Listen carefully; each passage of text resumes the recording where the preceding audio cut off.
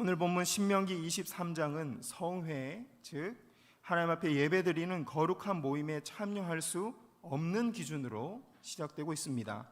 그리고 후반부에는 거룩한 모임에 참여하는 성도들이 이 실생활 속에서 지켜야 할 여러 가지 규례들이 기록되고 있습니다. 그러니까 오늘 본문은 성회에 참여할 수 있는 성도의 자격, 기준들에 대해서 말씀하고 있는 겁니다.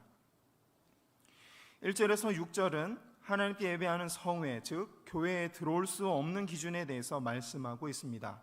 거룩한 예배 공동체에 들어올 수 없는 기준은 크게 세 가지입니다. 첫 번째로 고환이 상하거나 음경이 잘린 자는 예배 공동체에 들어올 수 없었습니다. 1절 함께 읽어보겠습니다. 시작. 고환이 상한 자나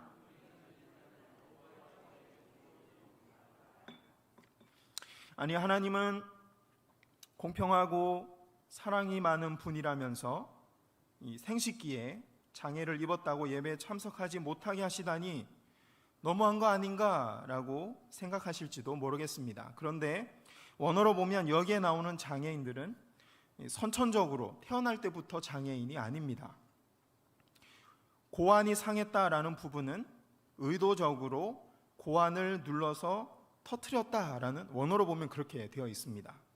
또한 음경이 잘린 자라는 말도 의도적으로 성기를 잘라냈다라는 뜻이 원어에 담겨져 있습니다. 하나님이 건강한 몸을 주셨는데 후천적으로 이 성기에 상처를 내고 장애인이 되었다는 뜻입니다.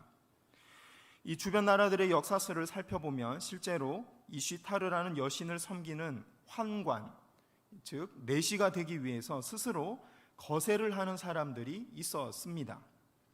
그러니까 하나님은 장애인들을 무시하고 예배 공동체에 못 들어오게 하신 것이 아닙니다. 우상 숭배를 하기 위해서 하나님이 주신 건강한 몸을 자해하고 평생 그 우상을 섬기는 내시까지 되겠다라고 다짐한 그런 우상 숭배자들을 예배 공동체에 들이지 말라라고 말씀하신 것이죠. 두 번째로 예배 공동체에 들어오지 못하는 사람은 사생자였습니다. 2절 함께 읽어보겠습니다. 시작. 사생자는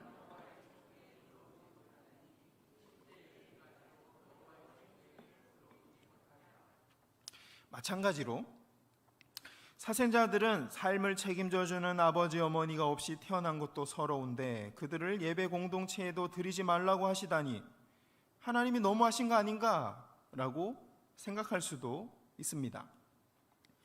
그런데 히브리어로 보면 여기 나오는 사생자라는 단어는 우상 숭배 제사를 드리는 과정에서 이 풍요와 다산을 얻기 위해 행하는 이 성관계에서 태어난 아이들을 이야기합니다.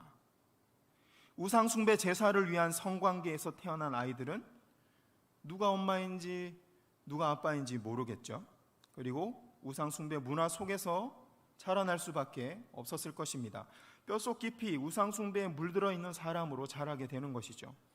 자라는 과정에서 제대로 된 가정교육을 받지 못했고 우상에게 제사하는 과정에서 마약 같은 약물도 복용하고 성적인 쾌락을 즐기던 이 사생자가 예루살렘 성전에서 드리는 예배에 참석했다고 생각해 보십시오.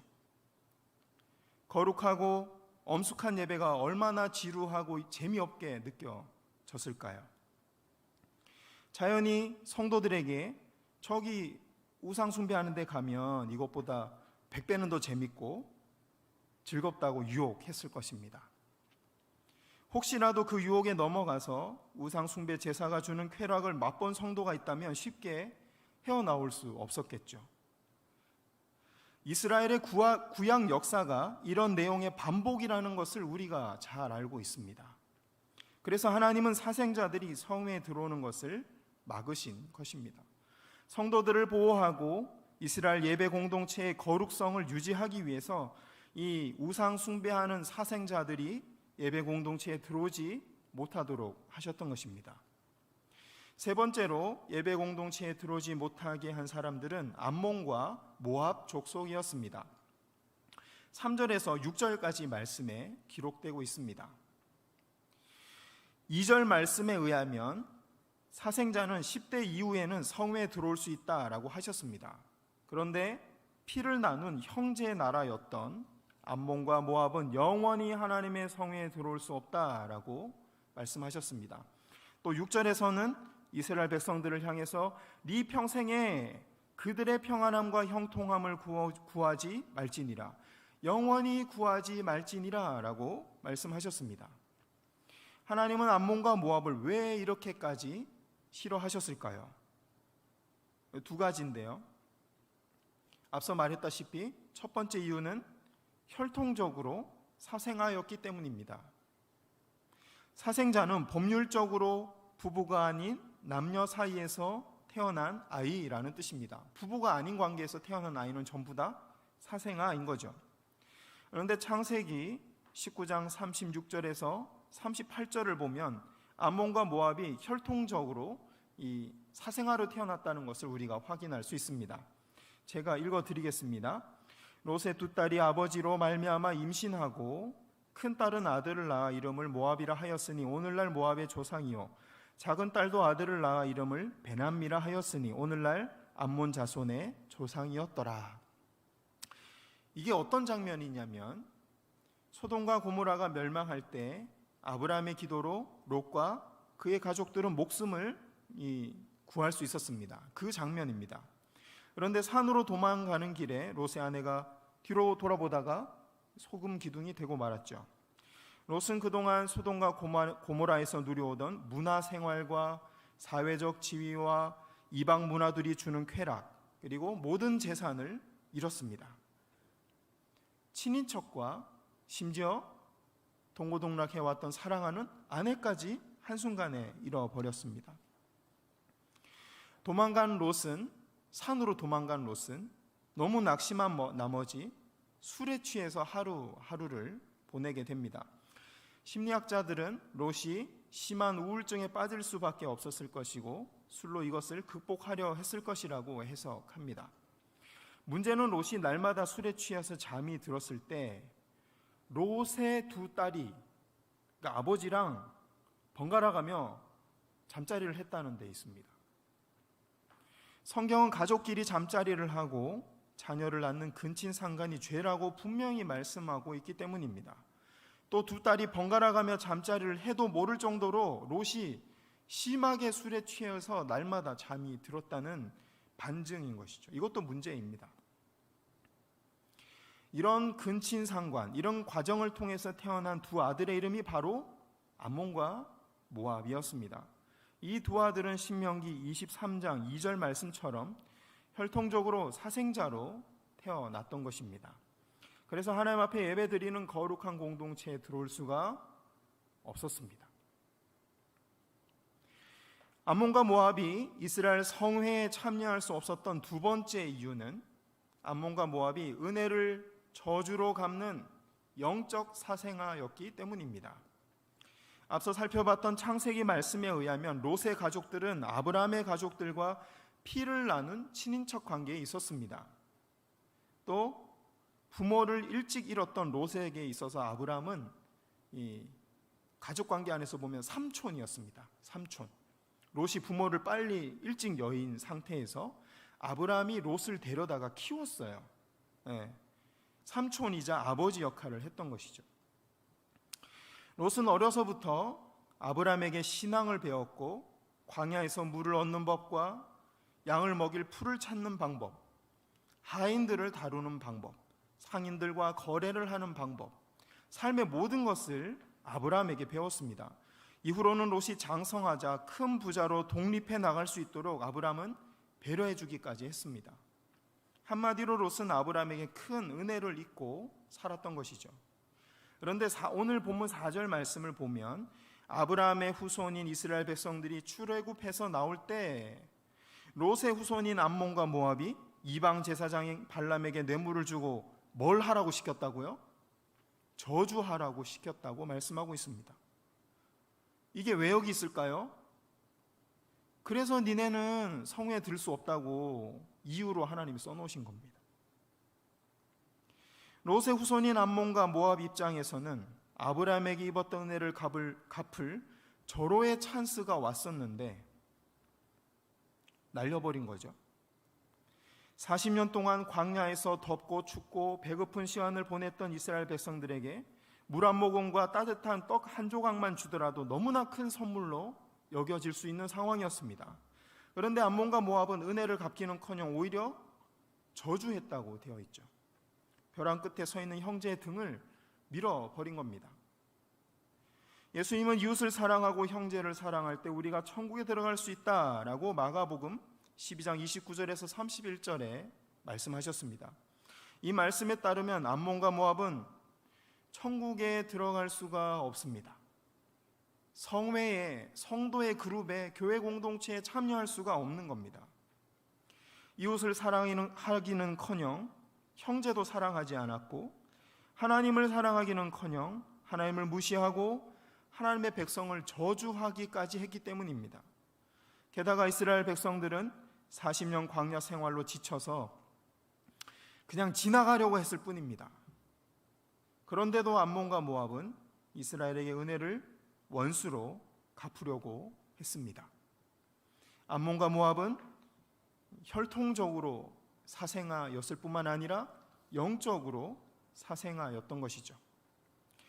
살펴본 바에 의하면 암몬과 모압은 혈통적으로도 사생아였고 영적으로도 사생아였다는 것을 우리가 확인할 수 있었습니다. 그래서 하나님께서 그들은 영원히 하나님의 성회에 들어올 수 없다라고 말씀하셨고, 그들을 위해서 평안과 형통함을 영원히 구하지 말라라고 말씀하셨습니다.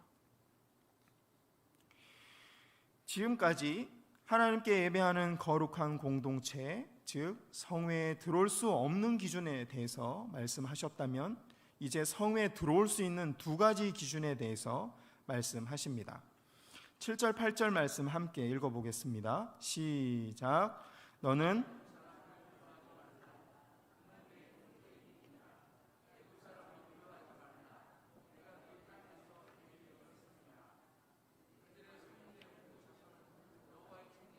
들어올 수 있느니라. 아멘.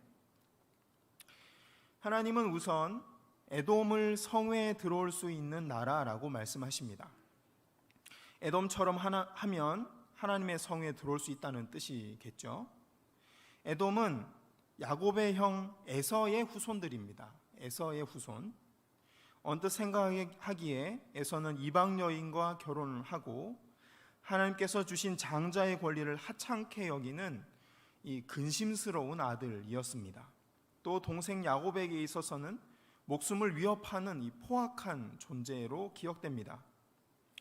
그런 에서를 성회에 참여시키라고 하시는 하나님의 말씀이 잘 선뜻 이해가지가 않습니다. 그런데 다음 말씀을 보면 에서의 형다운 모습을 확인할 수 있습니다. 창세기 36장 6절에서 8절까지 말씀 함께 읽어보겠습니다. 시작. 에서가 자기 아내들과 자기 자녀들과 자기 집의 모든 사람과 자기의 가축과 자기의 모든 짐승과 자기가 가나안 땅에서 모은 모든 재물을 이끌고 그의 동생 야곱을 떠나 다른 곳으로 갔으니 두 사람의 소유가 풍부하여 함께 거주할 수 없음이러라. 그들이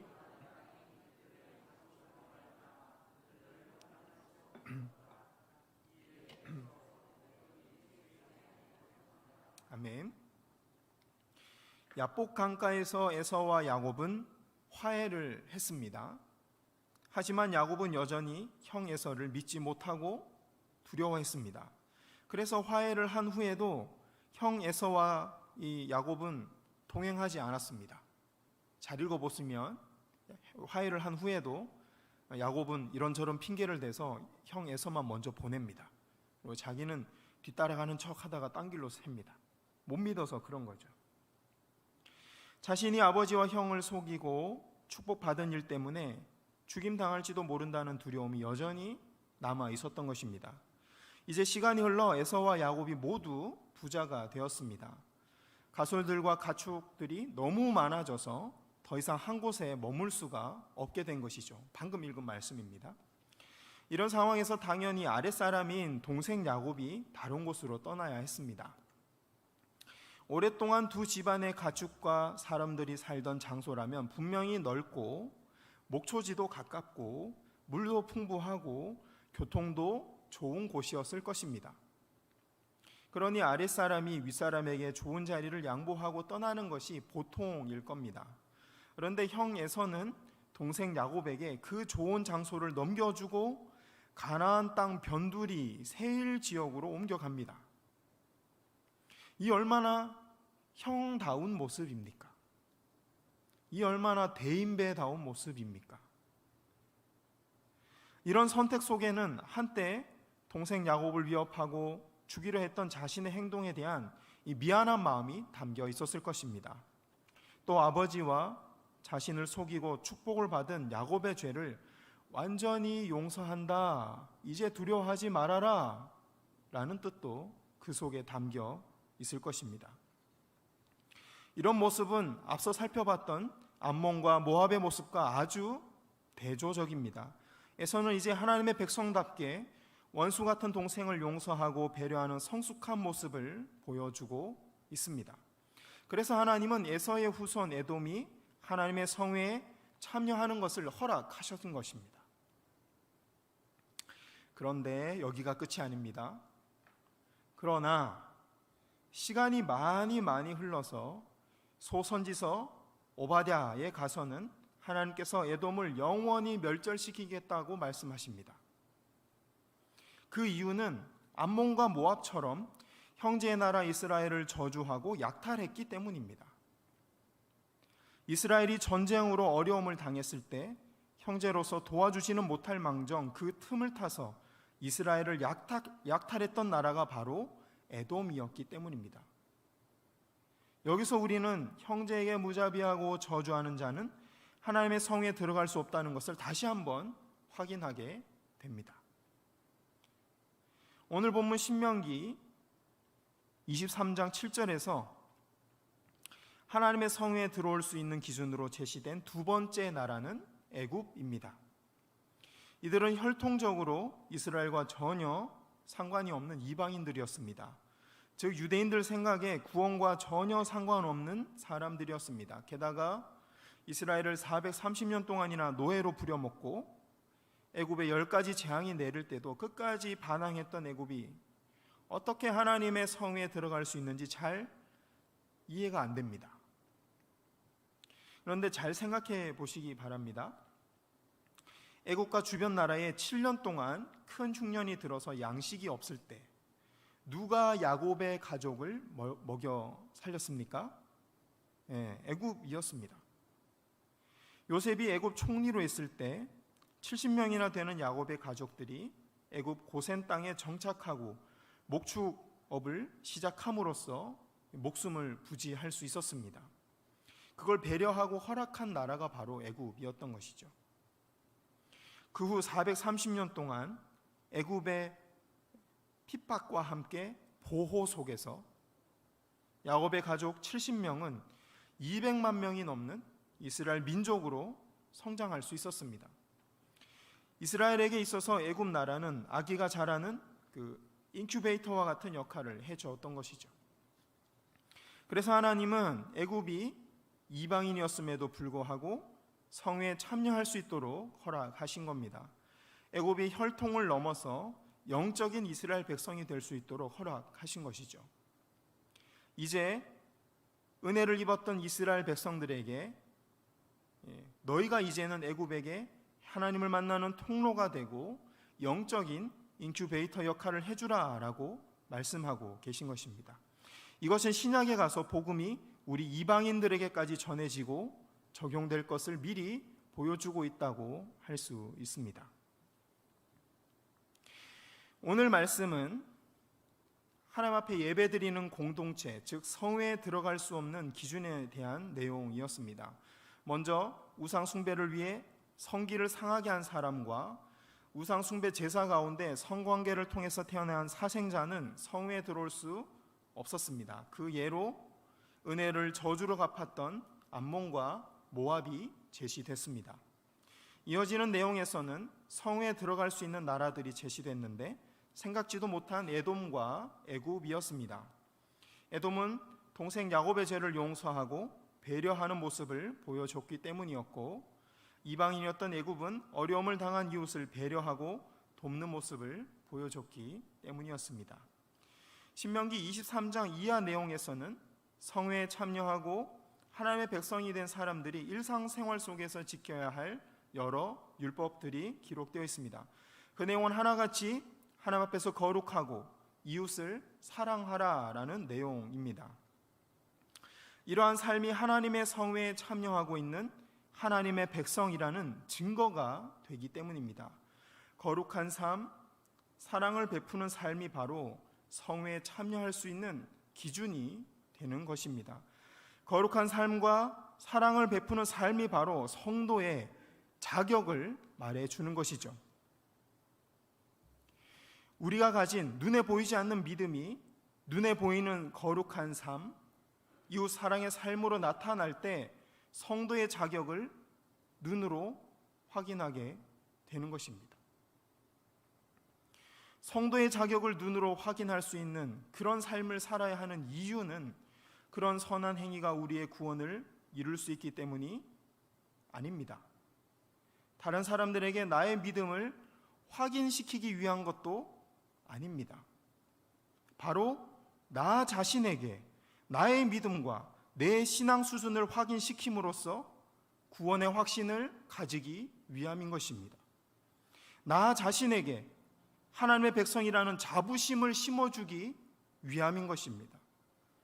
하나님의 선한 뜻 안에서 내가 거룩하게 만들어져 가고 있다는 것을 나 자신에게 확인시켜주고 미래에 대한 소망을 가지기 위함인 것입니다. 성도의 자격, 그리스도인다운 품격이 있는 삶을 살아야 하는 첫 번째 이유는 자기 자신에게 구원의 확신을 주고 그리스도인으로서의 자부심을 주기 위해서인 것입니다. 그 후에야 다른 사람에게 진정성을 담아서 복음을 증거할 수 있기 때문입니다. 성도의 자격이 갖추어져 있지 않고 자기 자신에 대한 구원의 확신도 없고 그리스도인으로서의 자부심도 없는 상태에서 전하는 복음은 힘도 없고 능력도 없습니다. 본인이 말씀을 믿지 않고 말씀대로 살지 않으면서 어떻게 하나님의 능력을 이 땅에 모셔올 수 있겠습니까? 그런 신앙생활 속에서는 디모데후서 3장 5절 말씀처럼 경건의 모양은 있으나 경건의 능력은 부인하는 신앙생활을 할 수밖에 없는 것입니다. 전도하면서 정작 본인이 믿지 못하고 말씀을 전하면서 본인이 그대로 순종하지 않는데 어떻게 능력이 나타나겠습니까? 주변 사람들이나 불신자들이 왜 복음을 전하면서 복음대로 살지 않느냐고 물으면 원래 죽을 때까지 말씀대로 못 사는 거야 라는 구차한 변명이나 늘어놓고 있으니 어떻게 능력이 나갈 수가 있겠습니까? 오늘날 한국 교회가 그렇습니다. 신앙의 선배들이 목숨 걸고 지켜왔던 예배의 자리, 믿음의 자리, 헌신의 자리가 날이 갈수록 힘과 능력을 잃어가고 있습니다. 그래서 하나님께서 코로나라는 시대를 주셨는지도 모릅니다. 이 시간 동안 자신의 신앙을 돌아보라고 말씀하고 계신지도 모릅니다. 여러분들은 성도의 자격이 있으십니까? 여러분들의 신앙생활 속에는 자신이 성도라는 것을 확인할 수 있는 증거들이 있으십니까? 오늘 말씀에서처럼 하나님을 사랑하고 이웃을 사랑하는 삶, 우상을 멀리하는 삶, 눈에 보이는 사람보다 눈에 보이지 않는 하나님을 두려워하는 삶을 살고 계십니까? 이 땅에서의 삶이 끝나고 나면 반드시 부활이 있다는 믿음으로 그 때를 준비하고 천국을 준비하는 삶을 살고 계십니까? 오늘 신명기 23장 후반부 내용을 보면 이런 삶들이 바로 내가 성도라는 증거라고 말씀하고 있습니다. 성도의 자격을 갖췄는지 확인시켜주는 기준이라고 말씀하고 있습니다. 오늘 말씀은 이 말씀을 들은 우리부터 성도의 자격을 갖춰 나가야 할 것입니다. 다른 누구에게 잘 보이기 위해서가 아니라 나 자신에게 구원의 확신과 그리스도인으로서의 자부심을 심어주기 위해서 성도의 자격을 갖춰야 하는 것입니다. 바로 그때 허울뿐인 그리스도인이 아니라 살아있는 그리스도인이 될 것입니다. 경건의 모양뿐만 아니라 경건의 능력도 갖추게 될 것입니다. 또한 내가 성화되는 그 과정에서 우리의 바람대로 많은 영혼을 구원하게 될 것입니다. 성도로서의 자격을 유지하기 위해서 히브리서 말씀처럼 피 흘리기까지 싸우고 계신 분이 있으십니까? 소망을 가지시기 바랍니다. 빌립보서 1장 6절 말씀처럼 여러분 안에 착한 일을 시작하신 하나님이 마지막 때까지 그 일을 완성시켜 주실 것이기 때문입니다.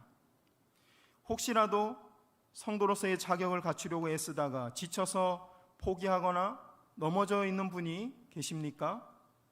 여러분의 작은 신음소리를 들으시고 말할 수 없는 탄식 가운데 기도하고 계시는 성령님을 의지하시기 바랍니다. 죄 가운데 빠져서 헤어나지 못하고 있는 분이 계십니까? 우리 죄를 용서하기 위해 이 땅에 오신 예수님과 그분의 십자가를 담대하게 바라보시기 바랍니다. 왜냐하면 예수님은 우리에게 이 은혜 베풀어 주시기를 위해서 십자가에 달리셨고 그 일을 기뻐하시기 때문입니다. 그 사랑과 용서에 감격한 제자들은 죽기까지 복음을 전할 수 있었습니다. 요한복음 21장에는 십자가에 달린 예수님을 버리고 떠난 제자들이 먹고 살기 위해 밤새 물고기를 잡았지만 한 마리도 잡지 못한 장면이 나옵니다. 그들에게 찾아오신 예수님이 하셨던 첫 마디가 무엇인지 아십니까? 얘들아, 아침 먹어라 였습니다. 얘들아, 아침 먹어라 였습니다.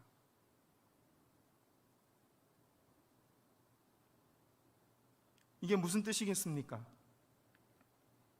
내가 죽고 없는 동안 많이 무서웠지. 선생님을 배신했다는 것 때문에 마음고생 많았지. 밤새 물고기 잡느라 힘들었지. 괜찮아. 괜찮아. 여전히 나는 너를 사랑한단다. 그리고 너에게 기대한단다. 이런 예수님의 사랑에 감격해서 신앙생활하는 우리 모두가 되기를 바랍니다. 다른 사람보다 더 나은 사람이 되고 다른 사람에게 보여주기 위해서 신앙생활하는 것이 아니라 예수님의 사랑에 감격해서 신앙생활하는 우리 모두가 되기를 바랍니다. 그 길에서 성도로서의 자격을 갖추고 하나님과 사람 앞에 더 사랑스러워져 가는 우리 모두가 되기를 소망합니다.